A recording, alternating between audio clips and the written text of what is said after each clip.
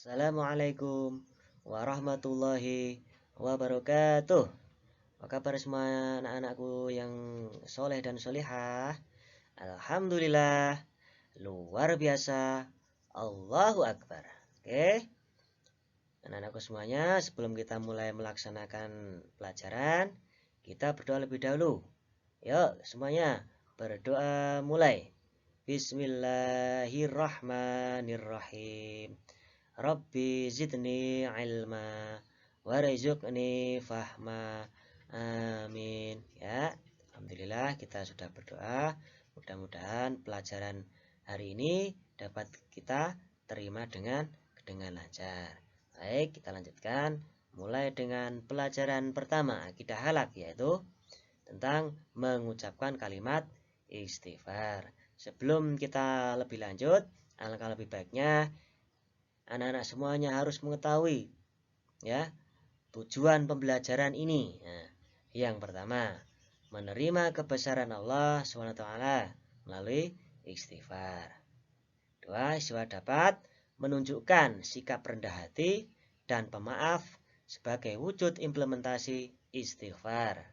Yang ketiga, memahami makna dan ketentuan istighfar. Empat, mengomunikasikan arti dan hikmah istighfar. Pengertian istighfar. Ayo, siapa yang sudah tahu apa itu istighfar? Ayo. Ya. Oke. Istighfar adalah tindakan meminta maaf atau memohon ampun pada Allah Subhanahu wa taala. Ya, tuh. Istighfar merupakan perbuatan yang sangat penting untuk dilakukan oleh setiap muslim sebagai hamba Allah yang penuh dengan dosa dan salah.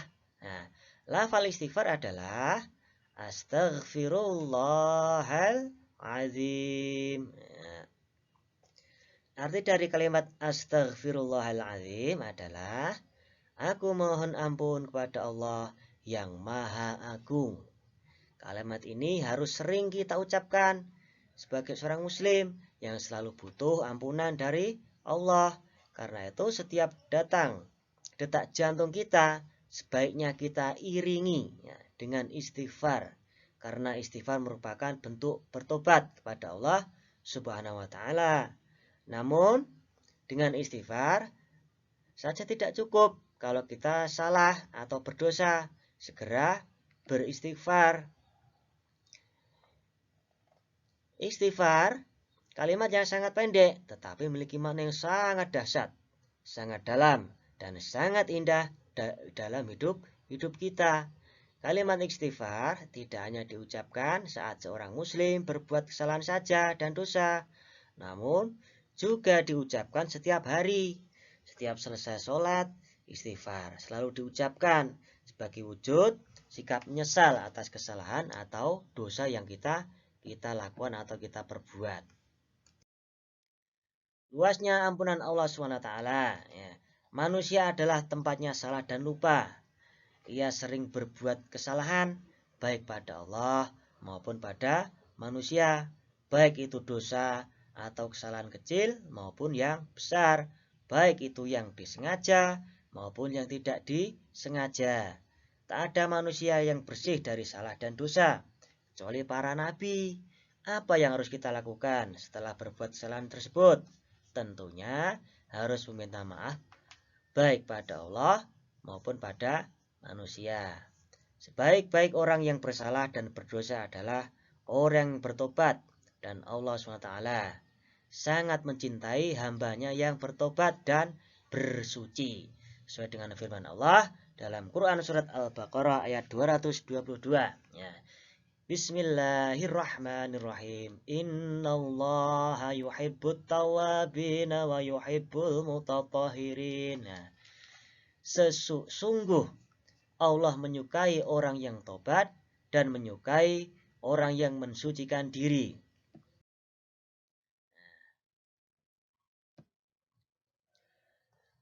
Waktu mengucapkan kalimat istighfar, ya, yang pertama melakukan kesalahan atau kekeliruan, ya, pas ketika keliru atau salah segera istighfar, mengucapkan astaghfirullahaladzim dari lubuk hati yang paling dalam. Yang kedua, melupakan kewajiban pada Allah, ya.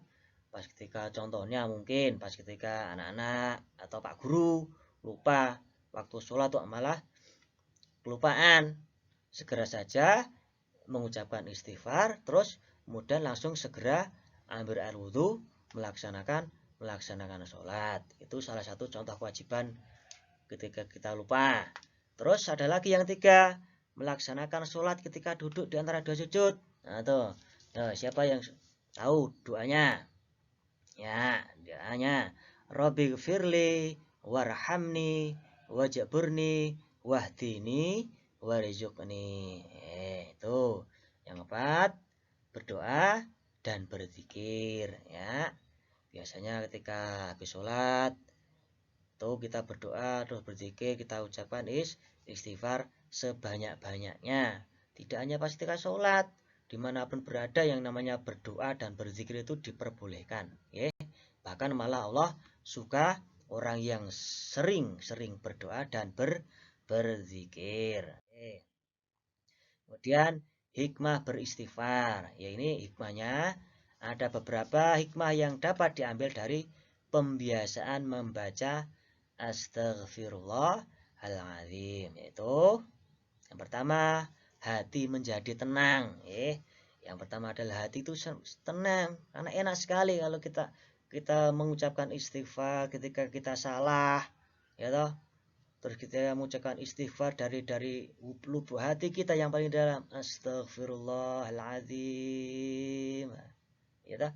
Kemudian yang kedua, diampuni salah dan dosanya oleh Allah SWT.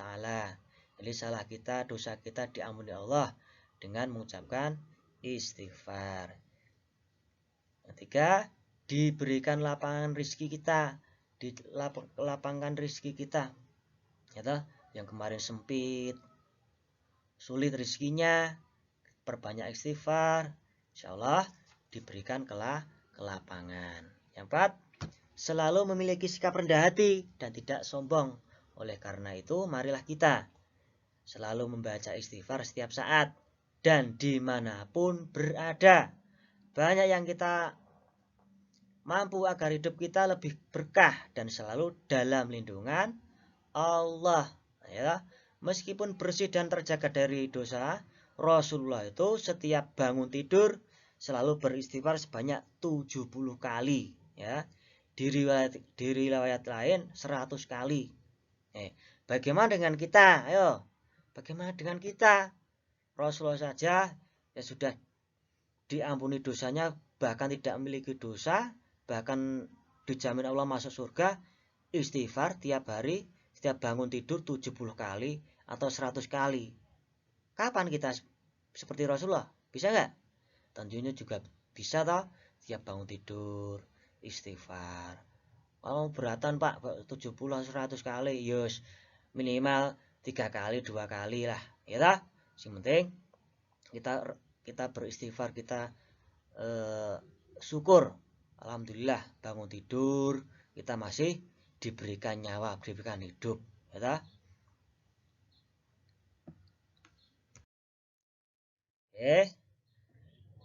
Saya kira cukupkan sekian untuk pelajaran hari ini. Semoga bermanfaat. Kemudian anak-anak, Pak Guru akan berikan tugas itu, dilihat, ya. Tugasnya kerjakan soal di bawah ini dengan tepat dan benar, ya. Yang pertama, apa yang dimaksud dengan istighfar?